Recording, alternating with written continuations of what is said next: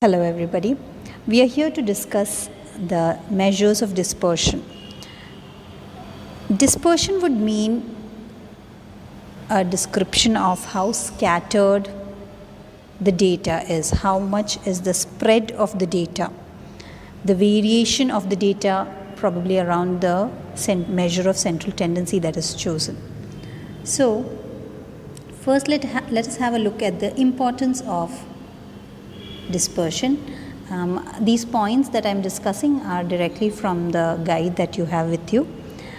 So you can also read through that if there are any doubts. So the first importance of measures of dispersion. The very first thing, it gives you an idea about the reliability of the measure of central tendency. Remember, the measure of central tendency gives you an average value or a central value around which the rest of the data is spread.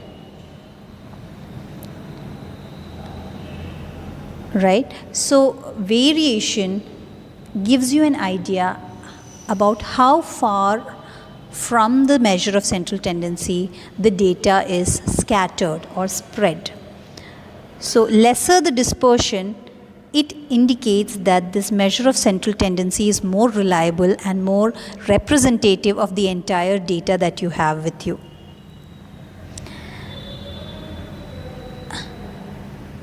Then another basis is that it gives a basis for variability in the data. It gives us an idea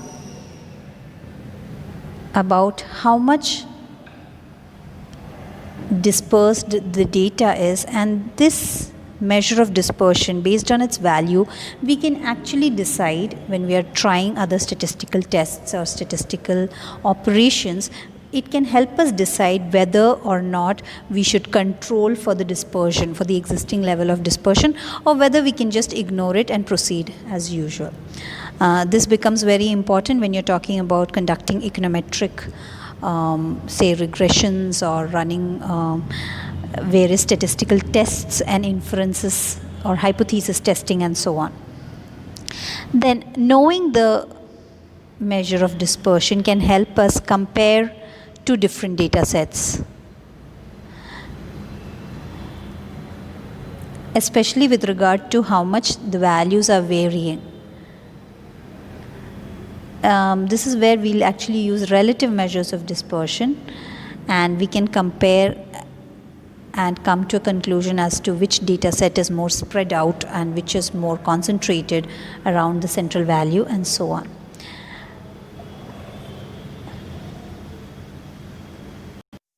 Finally, knowing the measure of dispersion or being able to measure these dispersion, it enhances the use of various statistical measures and techniques.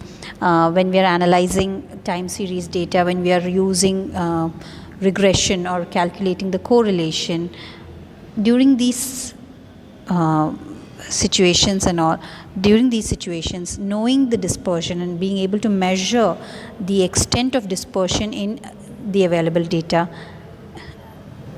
provides useful information. Now let's have a look at the desirable properties of an ideal measure of dispersion. The very first ideal property would be it should be rigidly defined and the value should be finite.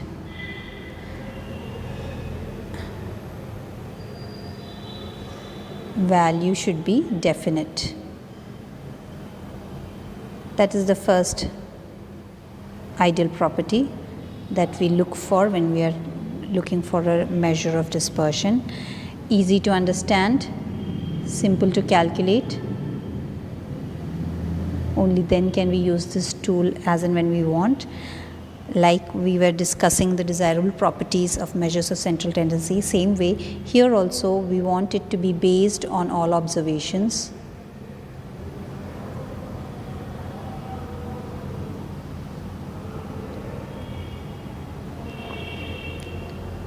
It should be capable for further to be utilized for further algebraic treatment. Typical example is if we know the measures of the dispersion can be measured for 2 different data sets, you should be able to combine the 2 data sets and get a combined measure of dispersion. This will be satisfied in one of the ideal measures. And it should not be sensitive to, or it should not be affected by sampling fluctuations. If from the same population you are taking repeated samples, fluctuations, then the value of the measure of dispersion shouldn't vary or fluctuate too much. Only then can we say that it is a reliable measure. So, we have a variety of measures that we can come across. The first and the simplest is the range.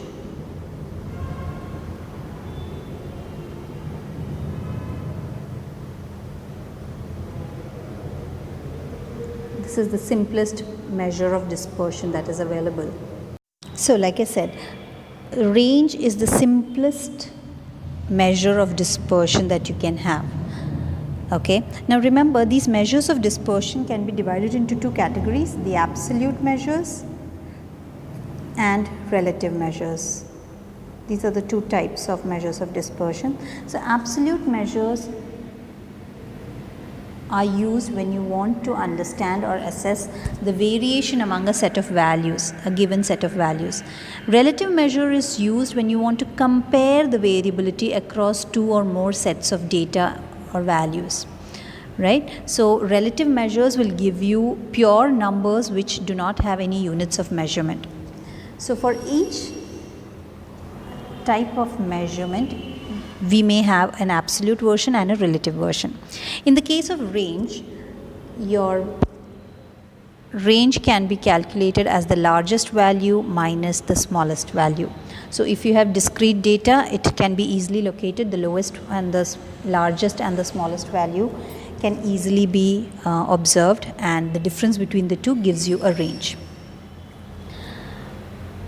If you have class interval data, say starting from 10 to 20, 20 to 30, 30 to 40 and so on, the lower limit of the very first class interval and the upper limit of the very last class interval will give you the smallest and the largest value respectively, right?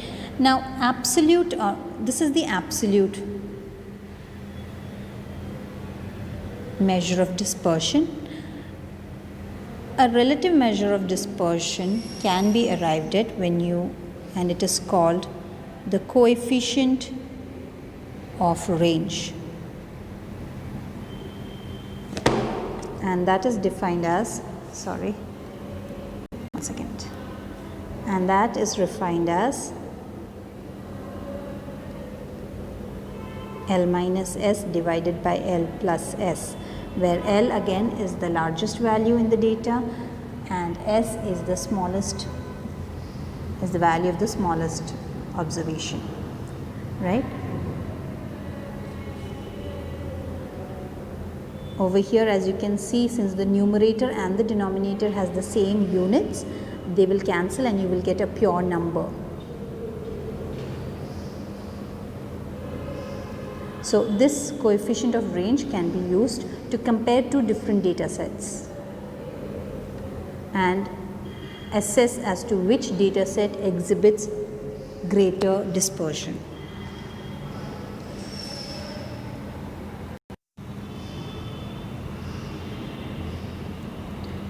Now, the merits of this measure of dispersion obviously is that it's one of the simplest to understand, and obviously it is very easy to calculate. Another merit that they say, it is used in SQC, that is statistical quality control, to get an idea about how reliable the data is in representing the population. Okay. What are the demerits?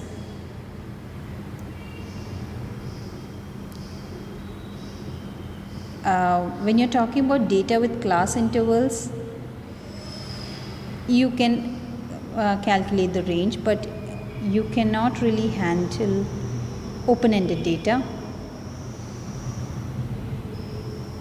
which is represented as a class-wise distribution.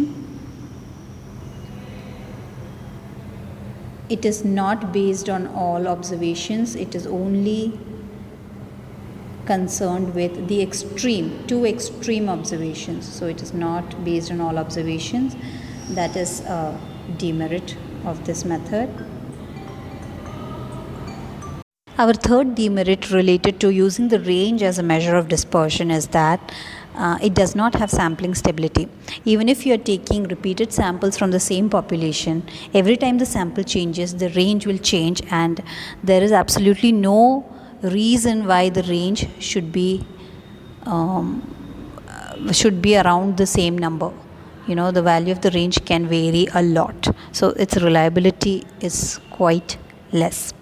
Then it cannot be mathematically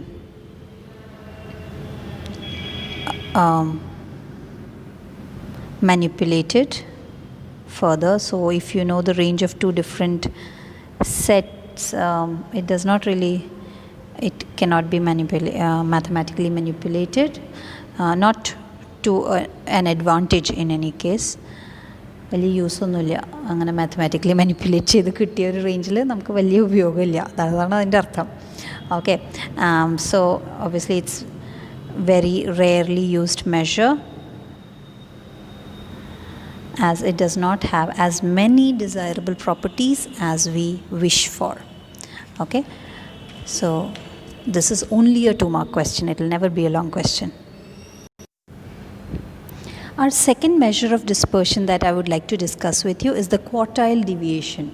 I hope you remember the partition values and how to calculate them. We had learnt it in the last couple of lectures. So the average between the third and the first quartile, that is Q3 minus Q1 by 2, is called your quartile deviation. So basically it is giving you a range within which the middle 50% of the data lies. Okay, now this is the absolute version or absolute measure of dispersion. The relative measure of dispersion is your coefficient of quartile deviation, which can be written as Q3 minus Q1 divided by Q3 plus Q1. Again, remember the relative measure of dispersion or relative measure coefficient of quartile deviation will be useful when you are comparing two different data sets and you are trying to assess which one is relatively more dispersed in nature than the other. So to draw a conclusion when you are comparing, use the relative measure. Just to get an idea, you can always use the absolute measure of dispersion.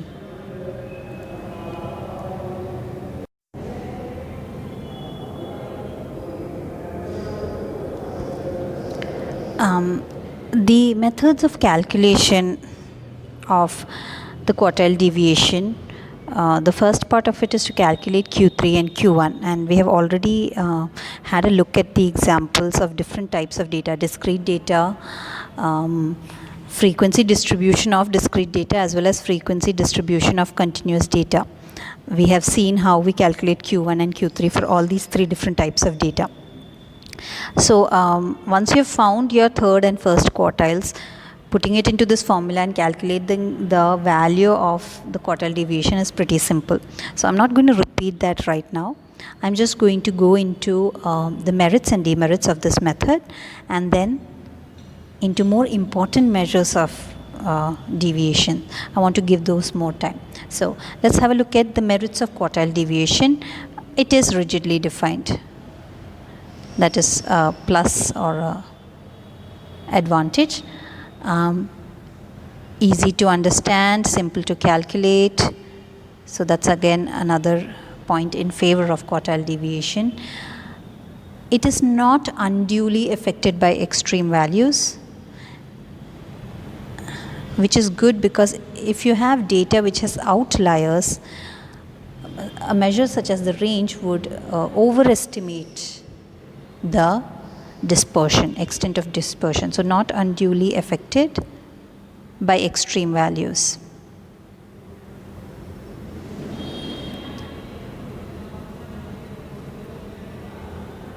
And it can even be calculated for open-ended data. Remember, in the case of range, this was not a possibility. Now, what are the demerits? What are the demerits of the quartile deviation as a measure of dispersion? The first and most important demerit is not based on all observations. This is the same demerit that even the range suffers from. Not based on all observations. I'm using shorthand or short forms to write observation. Further algebraic treatment is not possible.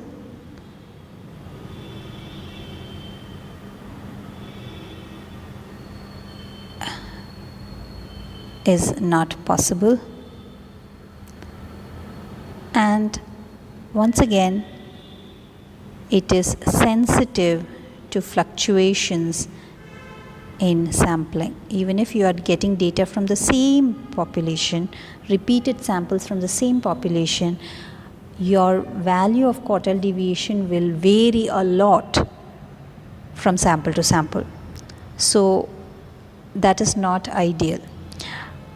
When we are talking about a measure of dispersion, we want it to be such that if your different samples are coming from the same population, it should show a similar value, so that it is an indicator that these samples are coming from a same population. The importance of this becomes more stark and evident when we deal with things like regression analysis and when you go into your subject of econometrics, right? So for the time being, it is a statistical note that we are adding on to this.